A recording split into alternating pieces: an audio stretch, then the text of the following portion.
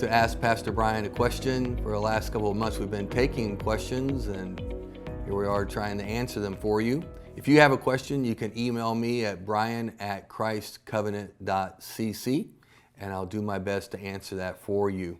Today's question actually comes from a viewer in Haiti by the name of Jethro Jean. So hello, Jethro.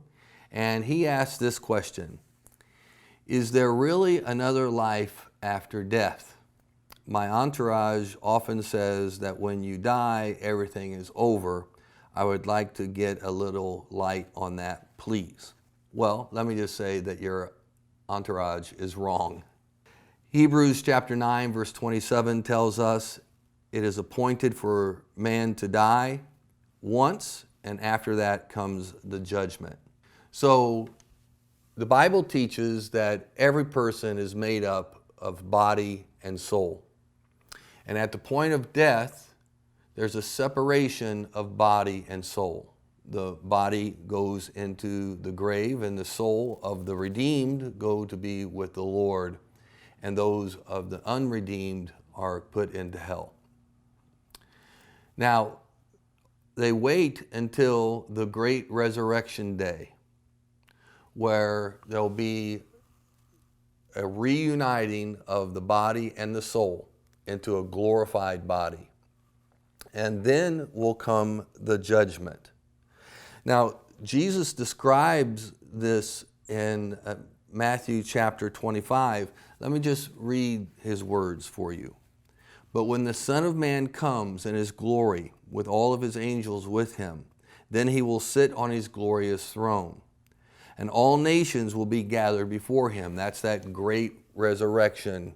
All nations will be gathered before him. And he will separate them from one another as the shepherd separates the sheep from the goats. And he will put the sheep on his right hand and the goats on his left. Now notice, whether you are a sheep or a goat has already been determined before you're gathered before the throne. The sheep represents God's elect, God's people, the redeemed, and the goats represent the non-elect, those who have not believed upon Jesus Christ. So Jesus causes this great resurrection and then this great gathering before his throne, and he separates the sheep and the goats. Then the king will say to those on the right, that would be the redeemed, "Come, you who are blessed of my Father, inherit the kingdom prepared for you from the foundation of the world." So we see that the redeemed inherit an eternal kingdom with Christ. But Jesus goes on to say, and then he will also say to those on his left, "Depart from me, accursed ones, into the eternal fire which has been prepared for the devil and his angels." So this is God casting the non-redeemed, the non-believers into hell.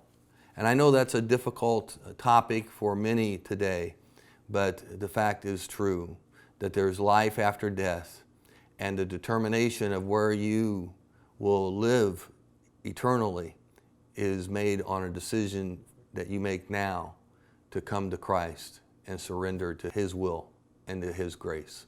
I hope that you do that.